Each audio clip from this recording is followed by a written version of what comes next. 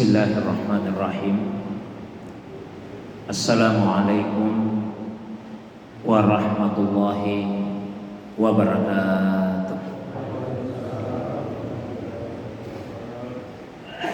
Alhamdulillahilladzi farada alaina as-siyam wa sanna alaina al-qiyam.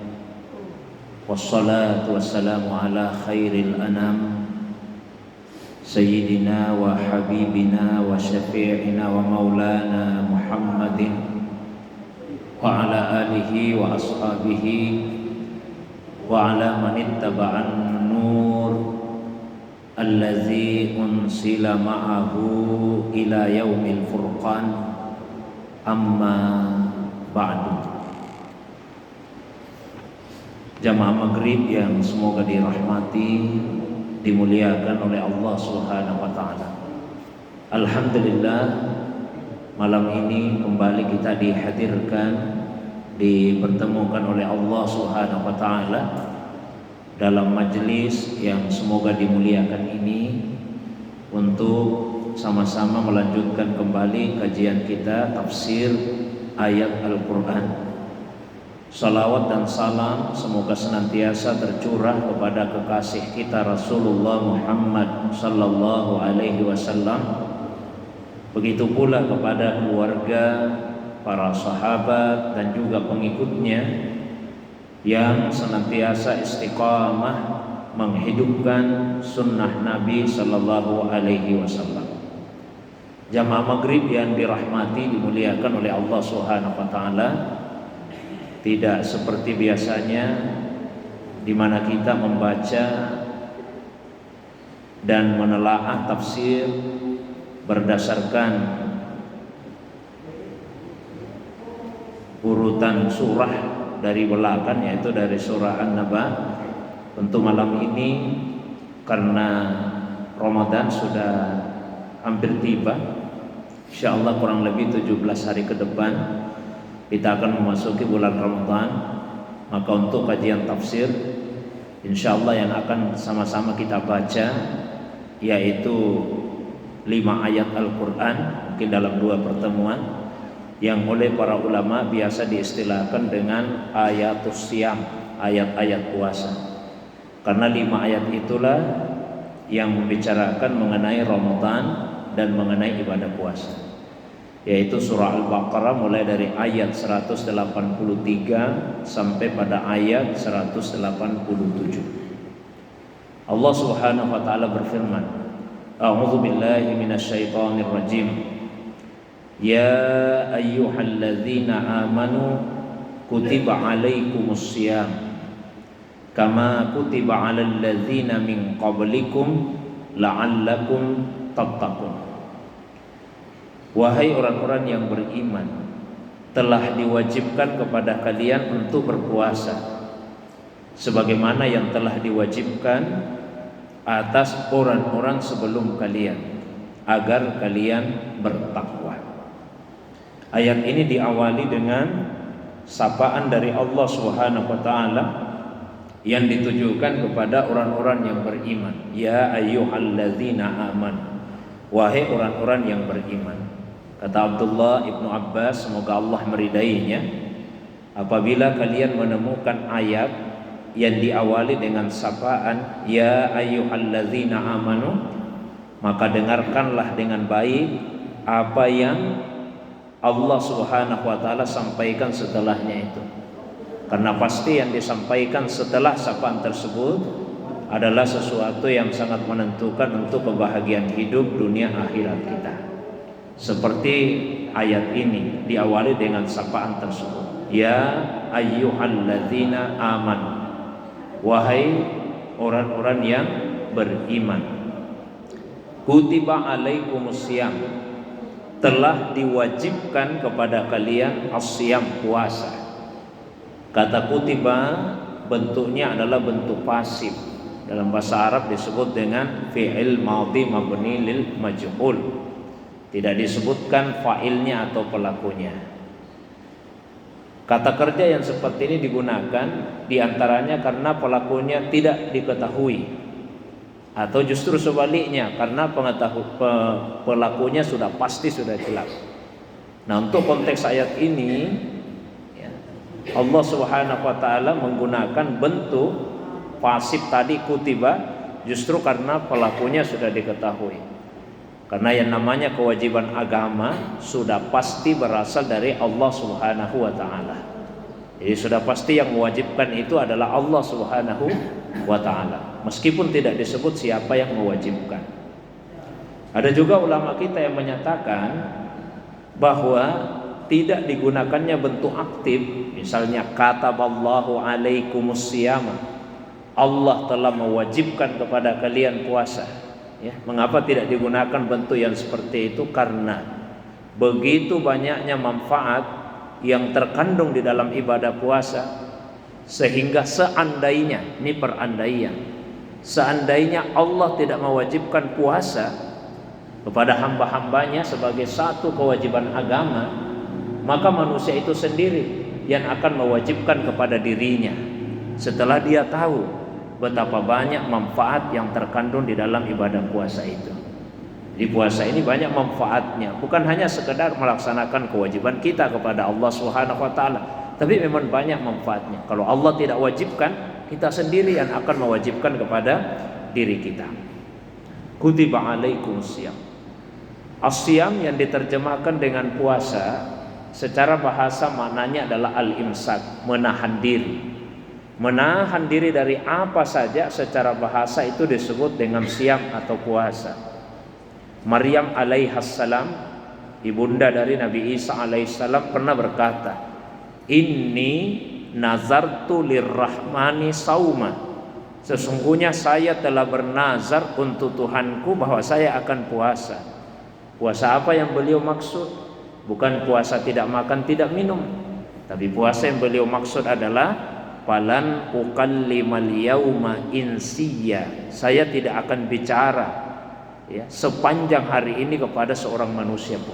Jadi ternyata puasa yang beliau maksud puasa tidak bicara. Nah, itu secara bahasa. Nah, secara syariat puasa itu adalah al-imsak anil muftirat min aklin wa syurbin wa jima'in wa ghairiha min tulu'il fajri ila ghurubis syamsi ma'an niyah. Puasa itu adalah menahan diri dari al-muftirat, dari hal-hal yang bisa membatalkan seperti makan, minum, jima, hubungan suami istri dan yang selainnya, mulai dari terbitnya fajar sampai dengan terbenamnya matahari dengan disertai niat. Berarti secara fikih puasa punya dua rukun, yang apabila kedua rukun ini sudah terpenuhi, sahlah puasa tersebut. Rukunnya yang pertama yaitu niat, dan rukunnya yang kedua menahan diri dari yang membatalkan. Yang pertama dulu niat. Beberapa hal yang penting diketahui kaitannya dengan niat puasa. Satu, ada perbedaan antara niat pada ibadah puasa dengan niat pada ibadah-ibadah yang lain. Semisal salat. Kalau untuk salat, niatnya itu muqtarinan bil amal, terangkai dengan amalnya. Sama ketika tadi kita salat maghrib ya mas sekalian, kapan kita berniat? Pada saat kita betul-betul hendak memulai salat.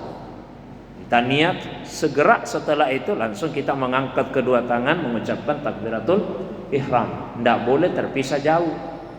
Nah, maka tidak bisa misalnya seseorang mengatakan saya kalau salat di masjid tidak berniat lagi karena saya sudah niat di rumah. Keinginan kita di rumah untuk salat di masjid itu belum menjadi rukunnya salat karena dia tidak muqtarinan, tidak terangkai. Sama. Ya. Misalnya di antara kita ada yang punya niat ini, ada yang punya keinginan untuk melaksanakan umrah saat ini. Nah, keinginan kita saat ini untuk melaksanakan ibadah umrah itu belum menjadi rukunnya umrah karena dia tidak muqtarinan, tidak terangkai. Nanti betul-betul kita berada di miqat ya. Kemudian kita niat di hati, bahkan diucapkan dengan lisan, nawaitul umrata wa ahramtu biha lillahi ta'ala. Saya niat umrah dan saya berihram untuk itu karena Allah Ta'ala. Barulah itu yang merupakan rukunnya umrah. Nah, itu untuk ibadah selain puasa. Kalau untuk ibadah puasa, niat itu tidak mesti muqtarinan bil amal, tidak mesti terangkai langsung dengan amal. Karena awalnya puasa dari tulu'ul fajri, terbitnya fajar. Kita susah untuk mengontrol dan mengendalikan terbitnya fajar, bahkan tidak bisa kita kendalikan terbitnya fajar. Nah, sehingga niatnya itu boleh jauh mendahului terbitnya fajar. Asal sudah masuk waktu malam, kita sudah bisa berniat untuk puasa keesokan harinya. Praktiknya di banyak masjid saat ini, ketika sudah selesai sholat tarawih sebelum witir, kan biasa imam mengingatkan niat untuk puasa besok. Nah, barulah kita rame-rame berniat mau puasa keesokan harinya. Padahal pulang dari masjid masih lanjut makan minumnya. Nah, karena sekali lagi niat untuk puasa tidak harus muqtarinan bil amal. Satu. Yang kedua, ada perbedaan antara niat pada puasa sunnah dengan niat pada puasa wajib. Kalau untuk puasa sunnah, niatnya itu boleh setelah subuh. Pagi-pagi misalnya baru kita berniat saya mau puasa hari ini, itu boleh Pak. Asal belum pernah makan minum sebelumnya. Tidak bisa juga kalau sudah sarapan banyak-banyak, ya, sudah kenyang sekali bahkan, lalu kemudian baru berkata saya puasa saja deh hari ini. Tidak bisa. Kalau untuk puasa sunnah niatnya boleh setelah subuh, asal belum pernah makan minum. Tapi kalau untuk puasa wajib seperti puasa Ramadan, qadanya puasa Ramadan, puasa nazar, untuk puasa wajib niatnya itu mesti sebelum subuh, tidak boleh melewati subuh.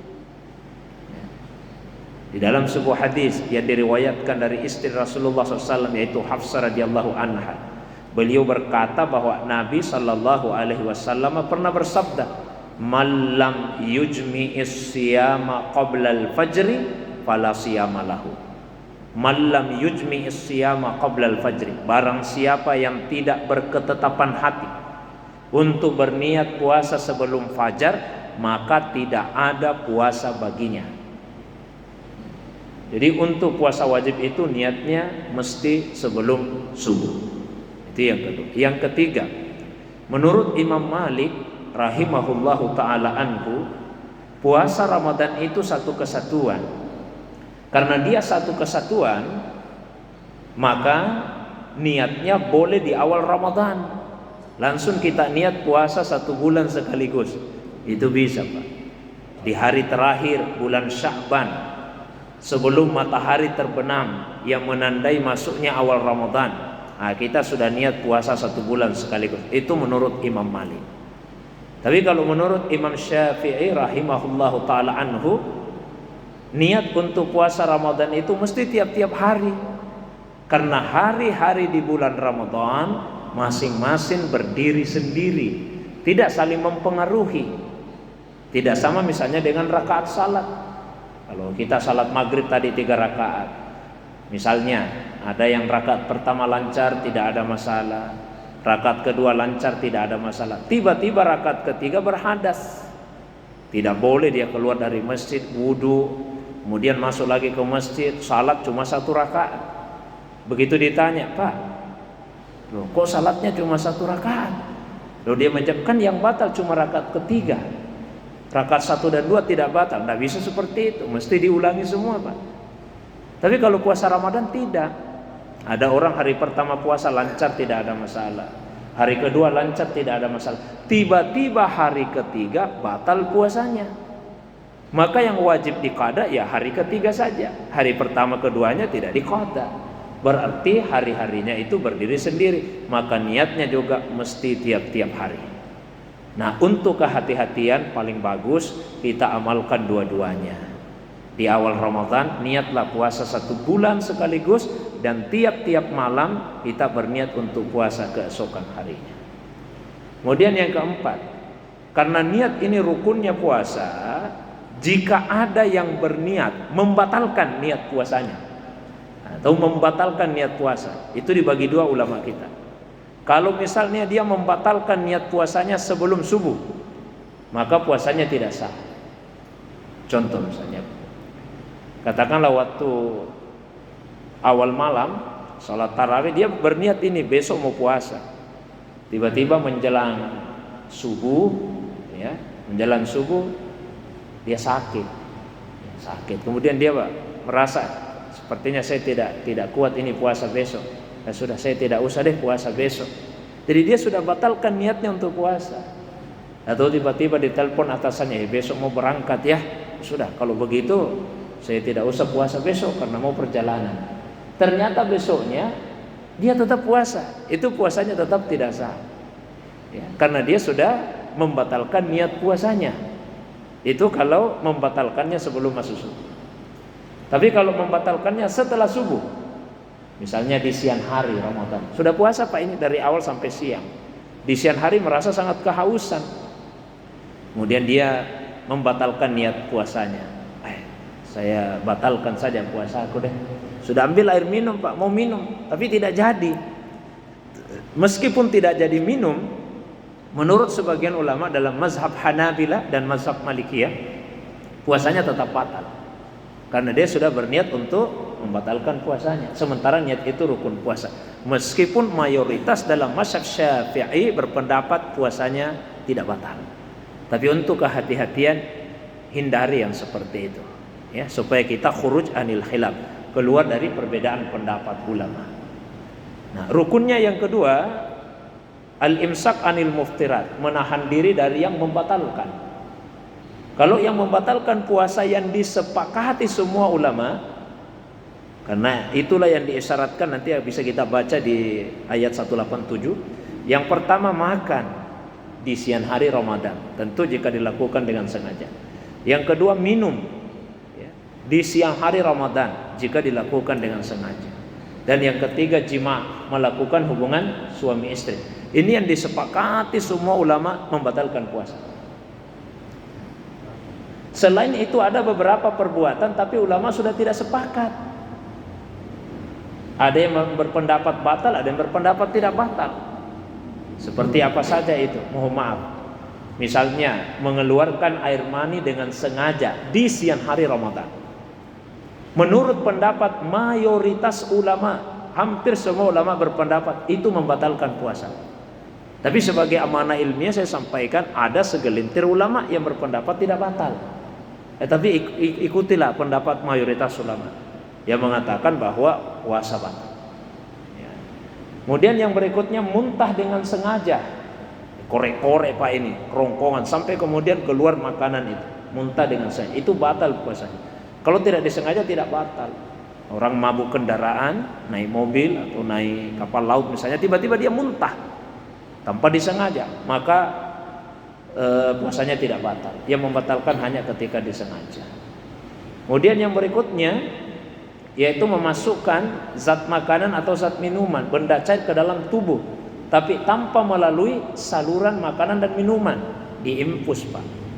Nah ini beda pendapat juga ulama. Ada yang mengatakan batal, ada yang mengatakan tidak membatalkan. Alasannya mengatakan tidak membatalkan karena masuknya tidak melalui saluran makanan dan minuman yang biasa, yang normal. Nah, ini pendapat yang banyak diikuti oleh ulama kita. Banyak hal-hal lain. Sebaliknya ada perbuatan tidak membatalkan puasa, meskipun ada yang menyangka itu membatalkan. Seperti misalnya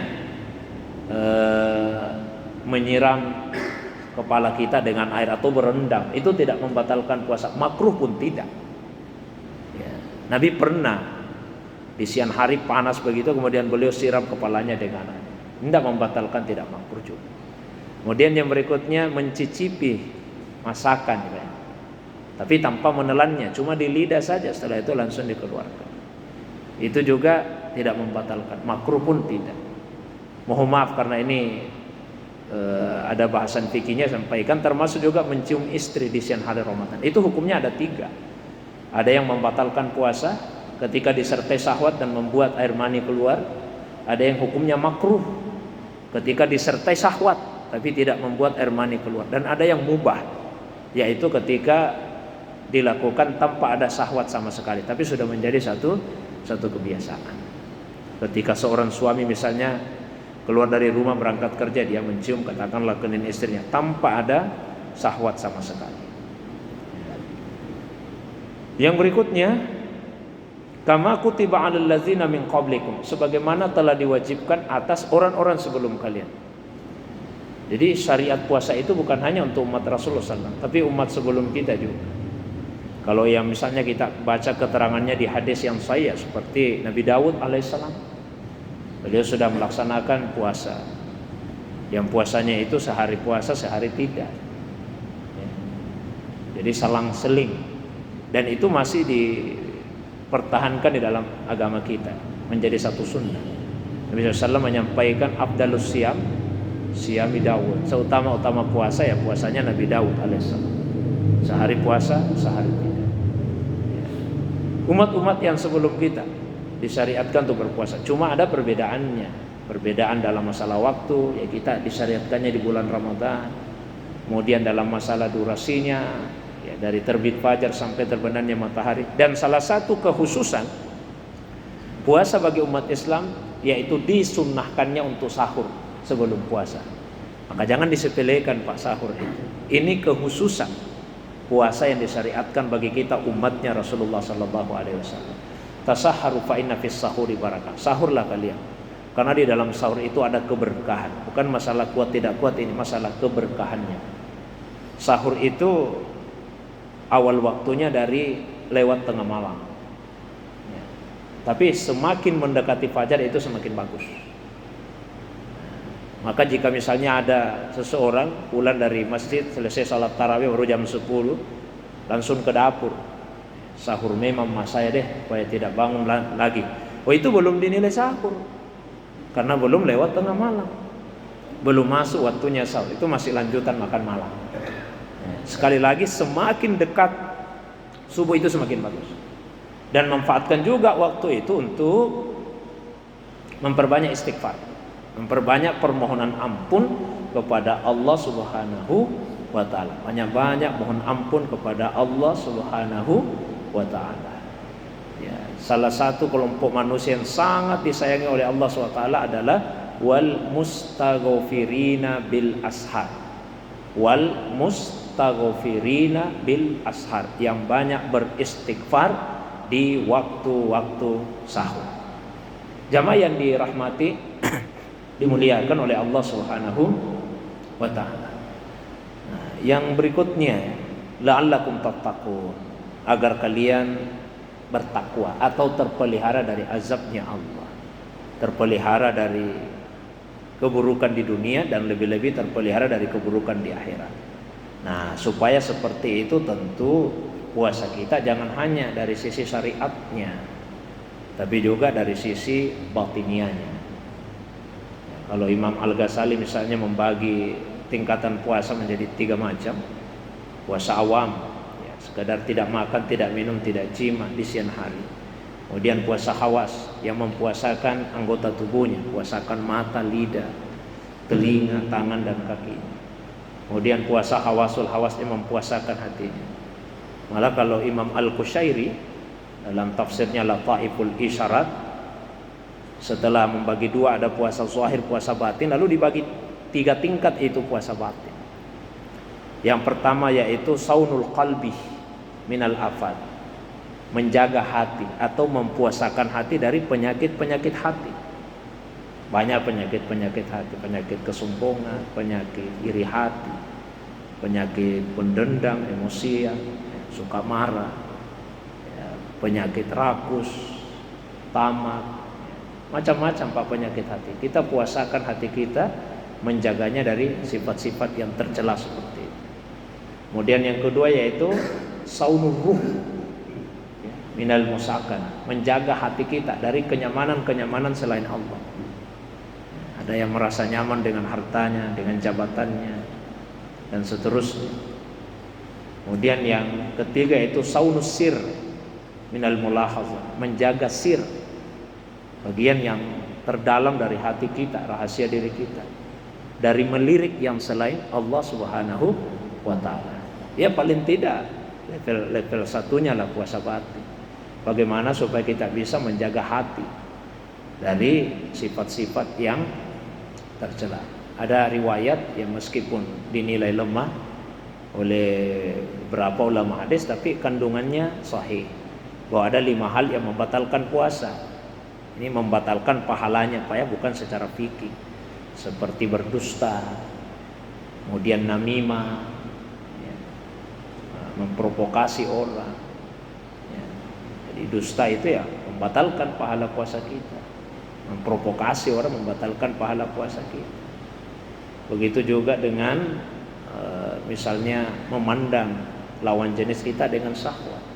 Jadi hal-hal yang seperti ini kita upayakan untuk menjauhinya, supaya puasa tersebut betul-betul bisa mengantarkan diri kita kepada la'allakum tattaqun, menjadi orang yang terpelihara dari keburukan di dunia, dan semoga kita juga terpelihara dari siksa Allah Subhanahu wa taala di hari kemudian kelak. Saya kira itu saja dulu Pak ya, satu ayat. Saya ingin berikan kesempatan yang lapang. Kalau ada yang ingin ditambahkan, ada yang ingin ditanyakan, didiskusikan, baik yang berkaitan dengan pembahasan atau masalah agama yang lain, saya persilakan. Kalau tidak ada, saya lanjutkan ke ayat yang berikutnya. Silakan Pak Ji.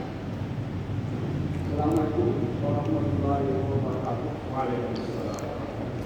Untuk menerima Rasulullah SAW